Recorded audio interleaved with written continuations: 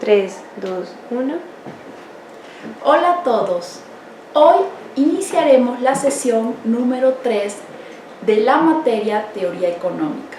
Bueno, pues el día de hoy hablaremos de la unidad 3, la cual se denomina la teoría económica en su contexto histórico, actividad, ciencia y sistemas económicos. Bueno, pues vamos a analizar cómo se fue dando esta teoría a lo largo de la historia.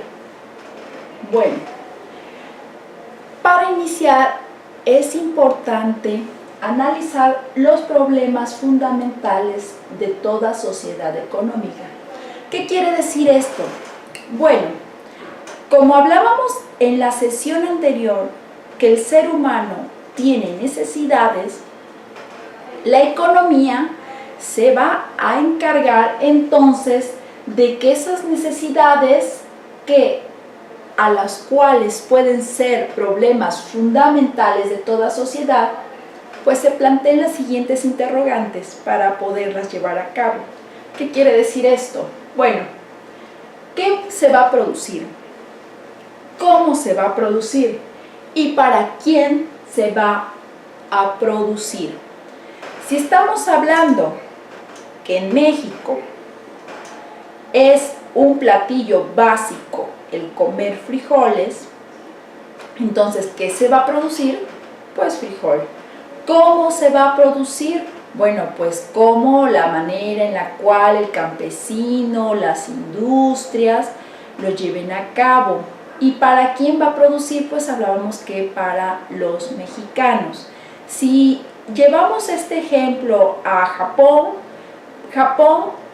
en todos sus platillos tiene ¿qué? El arroz. Entonces, ¿el arroz qué se va a producir? Bueno, pues arroz. ¿Cómo se va a producir? Bueno, pues ya será de la forma tradicional de cómo lo cultivan, o si es más sofisticada, como ahora tienen el uso de la máquina. Bueno, ¿para quién se va a producir? Para los japoneses, y a lo mejor también pueden decir, y para algunos países que también son consumidores de arroz propio de Japón. Bueno, y estos ejemplos lo podemos llevar desde, si van a comprar un libro, los mismos autores pueden decir qué se va a producir, para quién, o sea, para qué tipo de ciencia, para qué tipo de público y cómo lo van a hacer. Bueno, dentro de la producción podemos tener factores. La sesión anterior hablábamos de necesidades, ahora esas necesidades vamos a evaluarlas en productos, y esos productos en algún momento deben de ser fabricados, deben de ser producidos. Entonces es muy importante poder definir los factores de la producción, que estos factores pueden ser de naturaleza.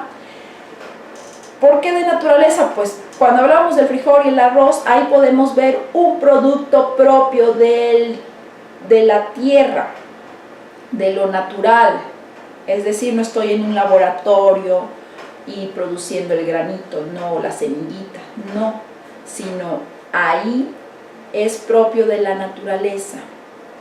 Si estamos hablando de un factor de producción que es el trabajo, es decir, el trabajo, aquí estamos evaluando al factor producción, el trabajo físico que nosotros le dedicamos a la elaboración de algún bien económico, y que más adelante ese bien económico va a salir al mercado, y que ese factor de la producción en su apartado, el capital, bueno, pues aquí es que yo también necesito ver la remuneración, desde yo como empresario o dueño de una industria, lo que yo voy a invertir en ese producto, pero también las ganancias que deseo tener por elaborar el producto. Nos regresamos a lo del trabajo. También aquí se me olvidaba mencionar que también está analizado el trabajo intelectual. ¿Por qué el trabajo intelectual? Porque no todos contribuyen a la elaboración de un producto de la misma manera. Los ingenieros industriales pueden estar verificando desde la logística, los tiempos, adecuados para llevar a cabo una producción óptima, o también analizando que en los almacenes no se tenga una sobreproducción guardada. Entonces, si se dan cuenta, ese es un trabajo intelectual porque no lo puede analizar cualquier persona, sino aquí estoy hablando de la profesión de los ingenieros industriales. Pero a lo mejor podemos, esos productos, hacemos ahora sí los contratos de compra o de venta entre industrias o entre particulares.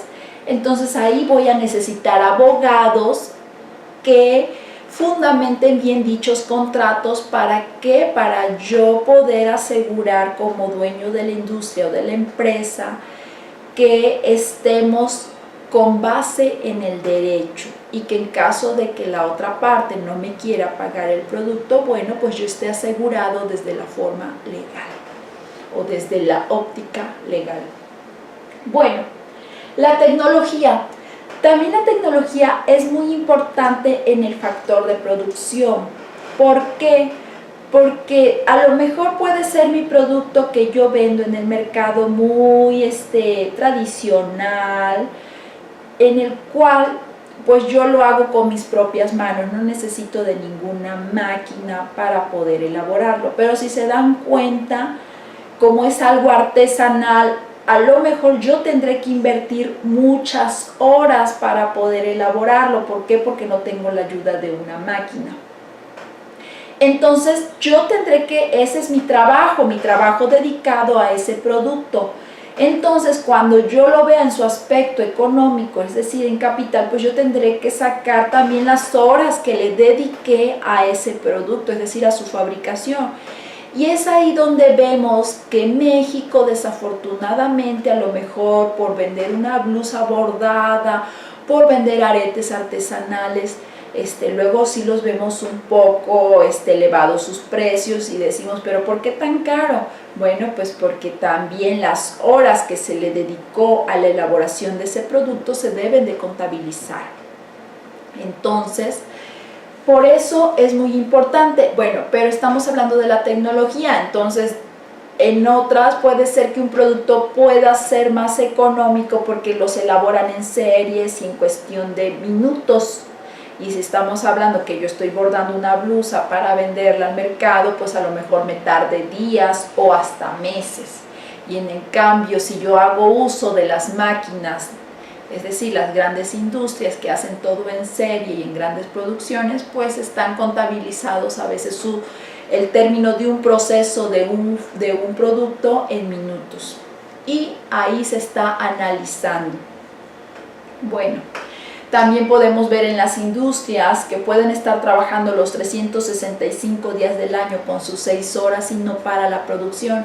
En cambio, si yo lo estoy haciendo poniendo al lado la tecnología, es decir, de la forma manual, pues no puedo estar yo las 24 horas bordando una blusa. En algún momento tengo que descansar. ¿Para qué? Pues para comer, a lo mejor se me acabó el hilo, tengo que ir a comprarlo, etc. Y en las industrias, pues hay un departamento para que puedan comprar todo el material, la materia prima que se necesita para producir.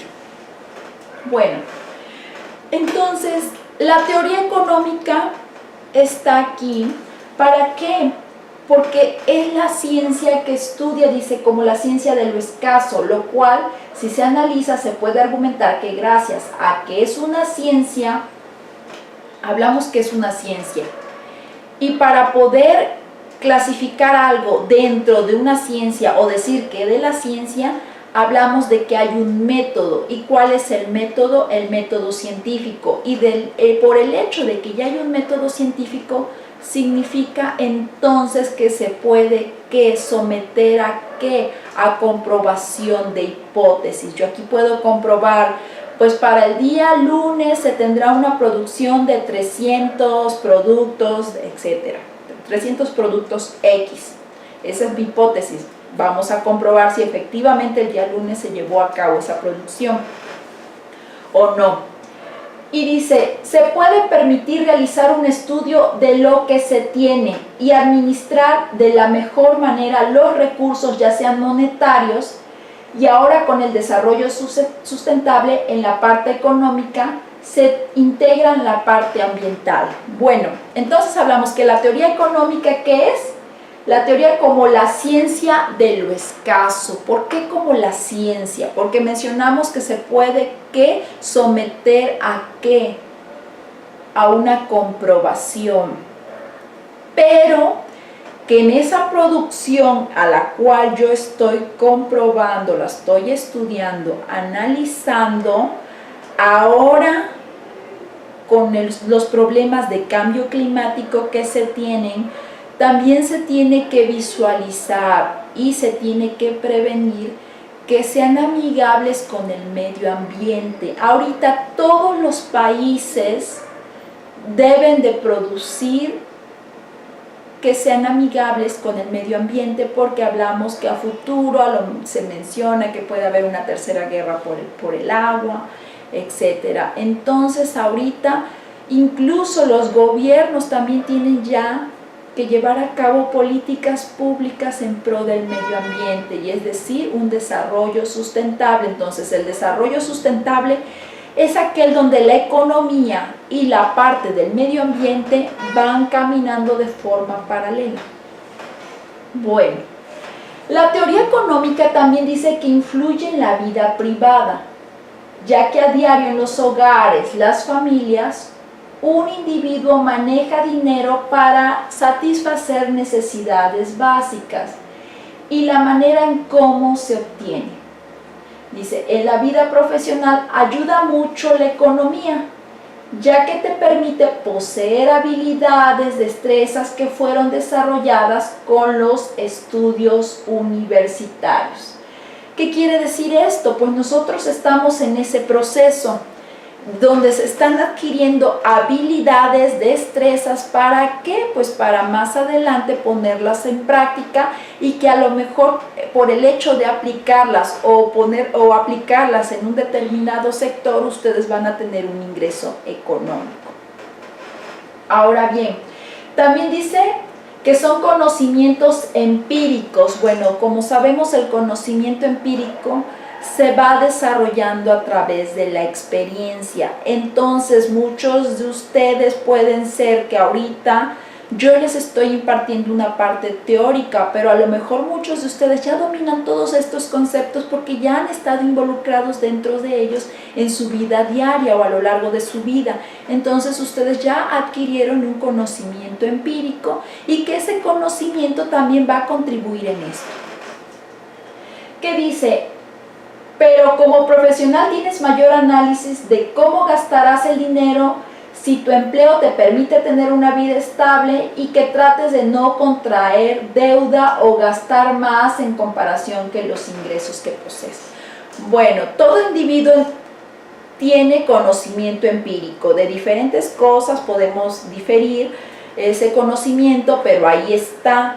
Pero el hecho de que ustedes estén estudiando esta materia, por ejemplo, teoría económica, les va a permitir generar un razonamiento diferente a una persona que lo hace de forma empírica, porque entonces vamos a ver que si el ciclo económico me está marcando que estamos en recesión, pues no tenemos entonces por qué gastar, porque no sabemos hasta cuándo nuestro país va a salir de esa recesión.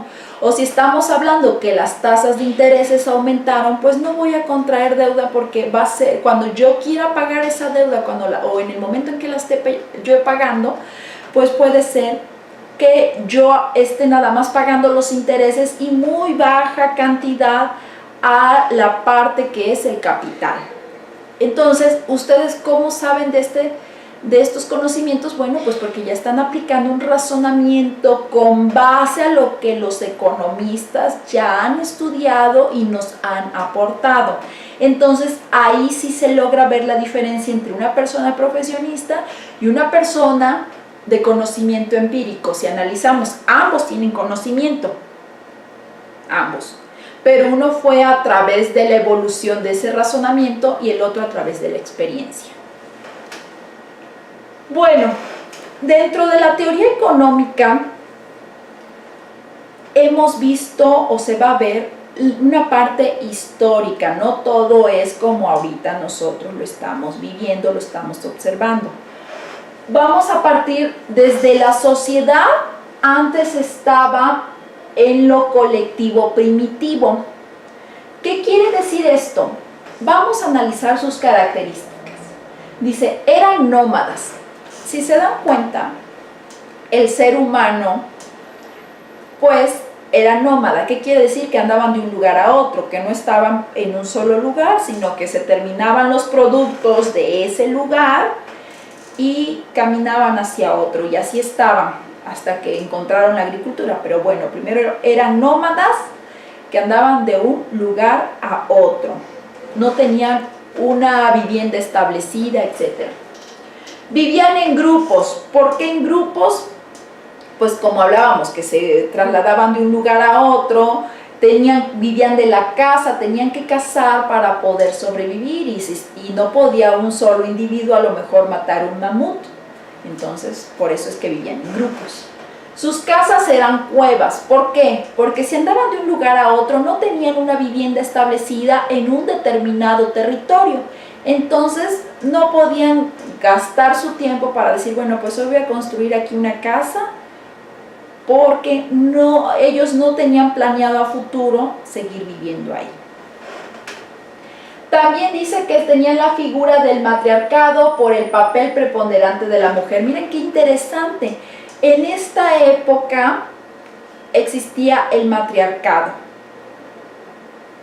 Es muy interesante escuchar esto. Y bueno, también mencionan ahorita en nuestra cultura olmeca, de la cual Veracruz es parte, también tuvimos un ejemplo de matriarcado.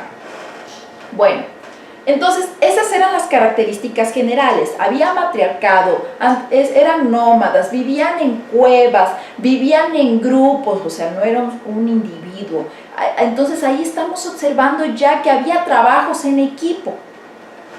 También formas de la producción de satisfactores. ¿Qué quiere decir esto? Que dependían de la naturaleza, ya que por eso andaban de un lugar a otro, así como recolectaban frutas y utilizaban como herramientas desde los huesos, palos, piedras. Era lo que en ese momento ellos tenían a su alcance. A lo mejor ahorita las personas que se dedican a la caza, y que yo estoy en contra de la caza deportiva, pero pues ya utilizan otro tipo de instrumentos para hacer estas malas prácticas.